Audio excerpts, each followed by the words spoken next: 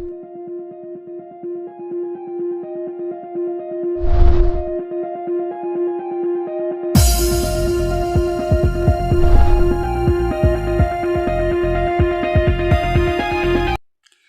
आइए देखते हैं अभाज्य गुणनखंडन क्या होता है, प्राइम फैक्टराइजेशन। तो प्राइम फैक्टराइजेशन अभाज्य गुणनखंडन को समझने से पहले आप समझिए कि अभाज्य संख्या क्या होता है, प्राइम नंबर क्या होता है। क्या अभाज्य संख्या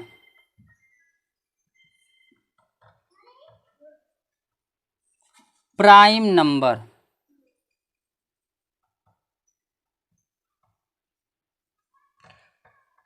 तो देखिए अभाज्य संख्या या प्राइम नंबर क्या होता है, तो समझिए कि एक से बड़ी वे प्राकृतिक संख्या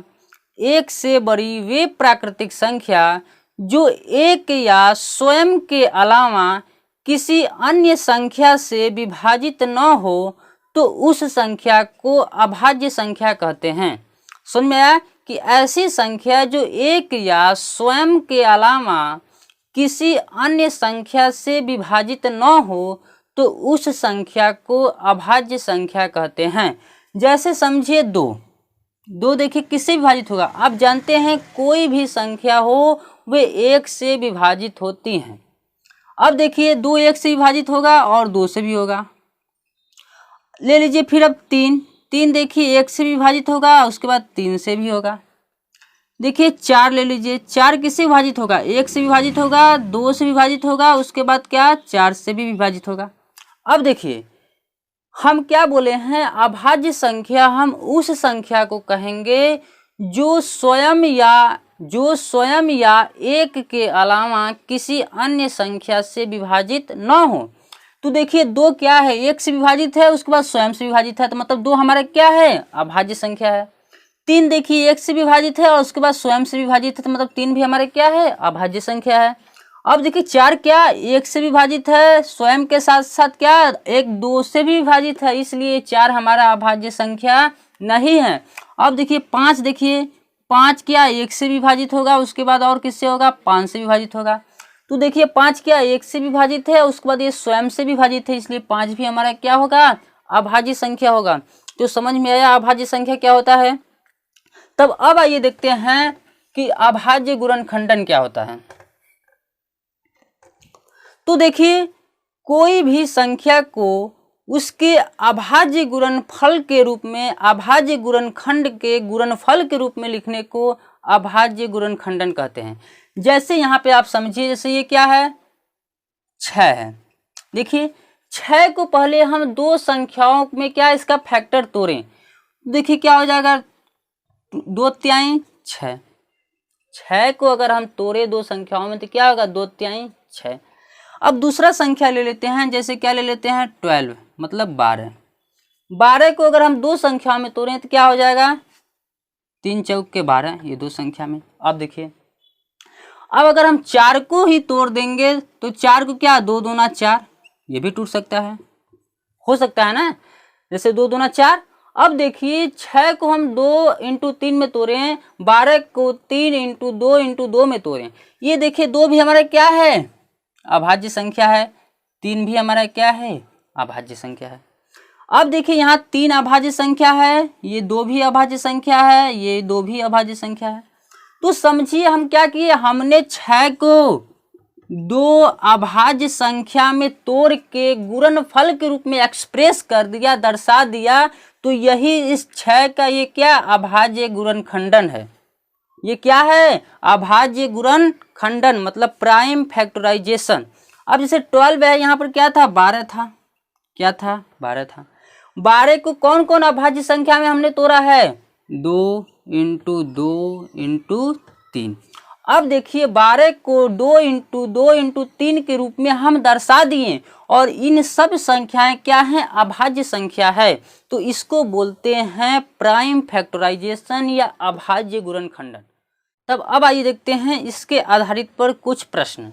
तो हमारा प्रश्न क्या पूछा है, निम्नलिखित संख्याओं को अभाज्य गुणनखंडों के गुणनफल के रूप में व्यक्त कीजिए। मतलब कुछ संख्या दे दिया गया है, उन संख्याओं को अभाज्य गुणनखंडों के गुणनफल के रूप में व्यक्त करना है। तो आइए देखते हैं वे संख्या क्या है। तो हमारा पहला जो संख्या है वे क्या है, 140। 140 को हमें अभाज्य गुणनखंडों के गुणनफल के रूप में व्यक्त करना है। तो सबसे पहले क्या करते हैं, 140 का गुणनखंड करते हैं। तो आइए 140 का गुणनखंड करते हैं। अब देखिए पहले कितने बार में जाएगा, तो पहले 2 बार में ले जाते, पहले सबसे छोटे में ले जाते हैं तो 2 बार में ले जाएंगे तो कितना हो जाएगा, 2 7 14 फिर 0। अब देखिए 70 आया, अब कितने बार में ले जाएंगे, फिर 2 बार में ले जाएंगे तो 2 3 6 2 5 10 35।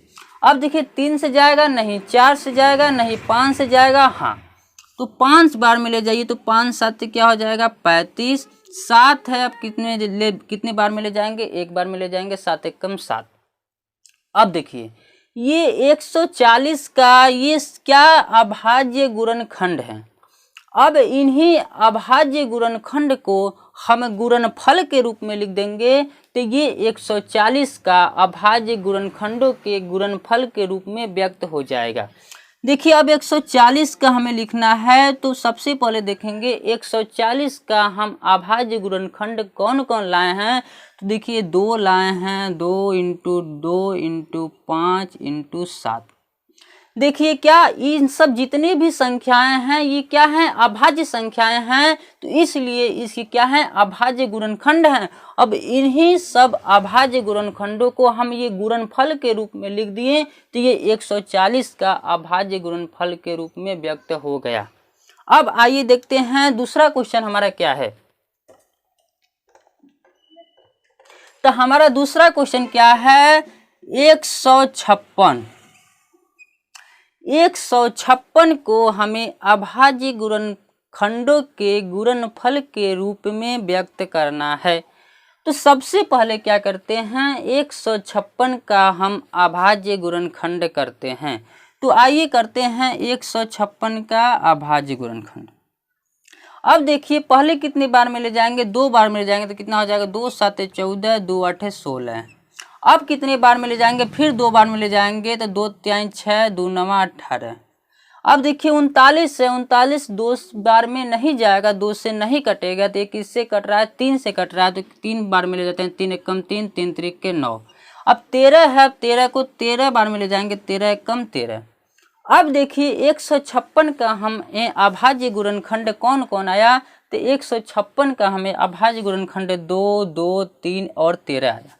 तो हम क्या करेंगे, इन्हीं सब अभाज्य गुणनखंडों को गुणनफल के रूप में लिख देंगे तो 156 का ये अभाज्य गुणनफल के रूप में व्यक्त हो जाएगा।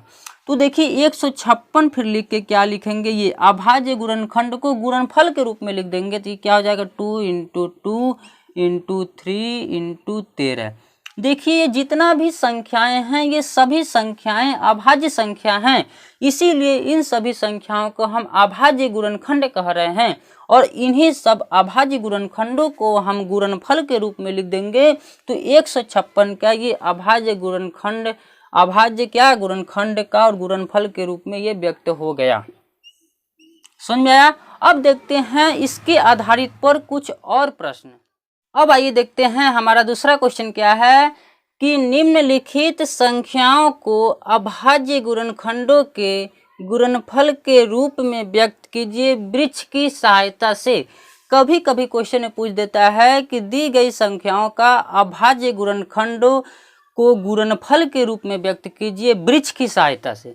तो आइए देखते हैं हम किसी भी संख्याओं का वृक्ष की सहायता से अभाज्य गुणनखंडों को गुणनफल के रूप में कैसे लिखते हैं।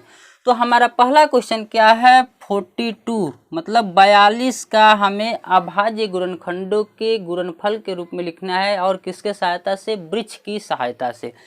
तो समझिए क्या होता है, सबसे पहले देखिए क्या ये 42 है तो हम इस 42 को क्या बॉक्स में भर देते हैं, क्या कर दिए, बॉक्स में भर दिए। अब हम क्या करते हैं, 42 को ऐसी 2 संख्याओं में तोड़ते हैं जिसमें एक संख्या क्या हो, अभाज्य संख्या हो।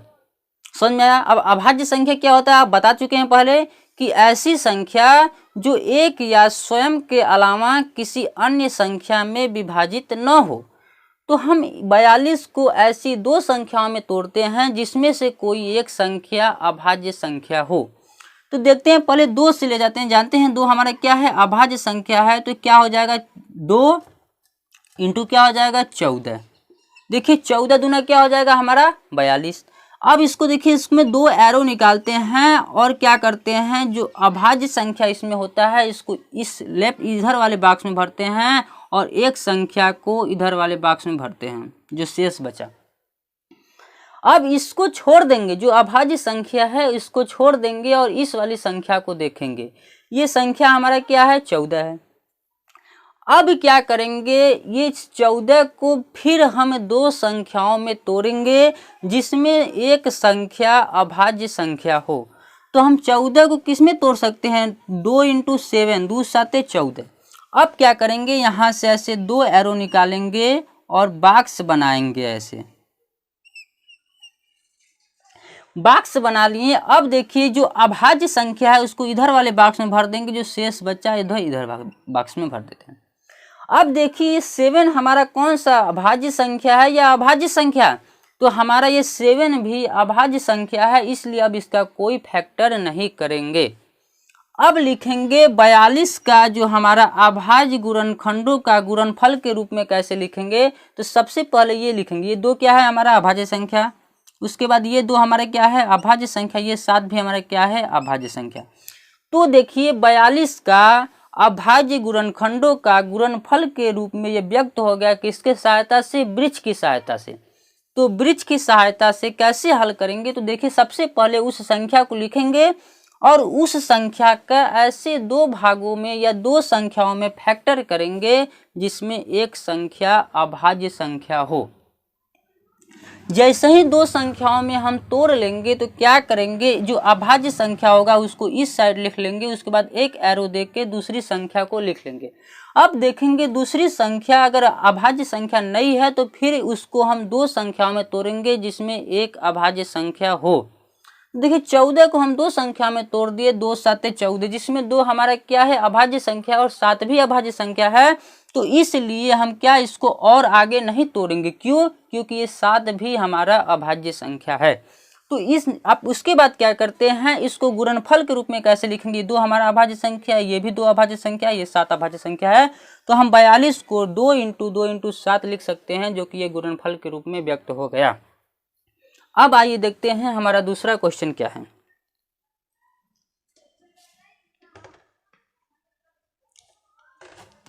देखिए दूसरा क्वेश्चन क्या है, 54 मतलब 54 को हमें अभाज्य गुणनखंडों को गुणनफल के रूप में लिखना है और किसके सहायता से, वृक्ष की सहायता से। तो सबसे पहले क्या करते हैं, जो दिया रहता है उसको एक बॉक्स में ऐसे भर लेते हैं, भर लिए। अब क्या करेंगे, इस 54 को ऐसी 2 संख्याओं में तोड़ते हैं जिसमें एक संख्या अभाज्य संख्या हो। अब क्या करेंगे, 54 को तोड़ते हैं तो 2 और क्या हो जाएगा 27, दोना क्या होता है हमारा 54, जिसमें 2 हमारा क्या है अभाज्य संख्या। तो क्या करते हैं, ऐसे 2 एरो निकालते हैं, जो अभाज्य संख्या होता है उसको इधर लिख देते हैं। इसमें अभाज्य संख्या कौन है, 2 है तो इधर लिख दिए, 27 है तो इधर 27 दूसरी संख्या को लिख लिए। अब क्या करेंगे, ये 27 हमारा अभाज्य संख्या है नहीं। अब क्या करते हैं, इस 27 को फिर से हम क्या करते हैं, ऐसी 2 संख्याओं में तोड़ते हैं जिसमें एक क्या हो अभाज्य संख्या हो। तो देखिए क्या हो जाएगा, 3 9 हमारा क्या हो जाएगा 27, जिसमें हमारा 3 क्या है अभाज्य संख्या। तो हम 27 को ऐसे 2 एरो निकालते हैं, उसके बाद ऐसे 2 बॉक्स बनाते हैं, जो अभाज्य संख्या होगा इसको इधर लिखते हैं। जैसे 3 हमारा अभाज्य संख्या है तो हम 3 को इधर लिखिए, शेष को इधर लिख दिए। अभी भी हमारा 9 अभाज्य संख्या नहीं है, तो फिर क्या करते हैं, 9 को ऐसी 2 संख्याओं में तोड़ते हैं जिसमें हमारा एक क्या हो अभाज्य संख्या। 9 को हम ऐसी 2 संख्याओं में कैसे तोड़ सकते हैं, 3 त्रिके 9। अब क्या करते हैं, ऐसे 2 एरो निकालते हैं, उसके बाद क्या करते हैं, ये संख्याओं को लिख देते हैं, जो अभाज्य संख्या होगा इसको इधर लिखते हैं। अब देखिए अब देखिए क्या हुआ कि हम 9 को क्या 3 त्रिके 9 ऐसे तोड़ें और जो अभाज्य संख्या उसको इधर लिखें, जो शेष बचा उसको इधर लिख दिए। अब देखिए हमारा 3 क्या है, अभाज्य संख्या है, तो अब इसको कोई और संख्या में तोड़ने की जरूरत नहीं है। अब क्या करेंगे, इस 54 को क्या हम अभाज्य संख्याओं के गुणनखंडों के गुणनफल के रूप में लिखते हैं। तो ये 2 हमारा क्या था, अभाज्य संख्या था, ये भी 3 हमारा क्या है, अभाज्य संख्या है, ये भी 3 हमारा क्या है, अभाज्य संख्या है, और ये भी हमारा 3 क्या है, अभाज्य संख्या है। अब देखिए इस 54 को हम अभाज्य गुणनखंडों के गुणनफल के रूप में व्यक्त कर दिए, किसके सहायता से, वृक्ष की सहायता से। तो आई होप ये वीडियो आपको पसंद आया होगा। अगर ये वीडियो पसंद आए तो मेरे वीडियो को लाइक एंड मेरे चैनल को सब्सक्राइब करें, जिससे कि आने वाले वीडियो को नोटिफिकेशन आपको मिलता रहे।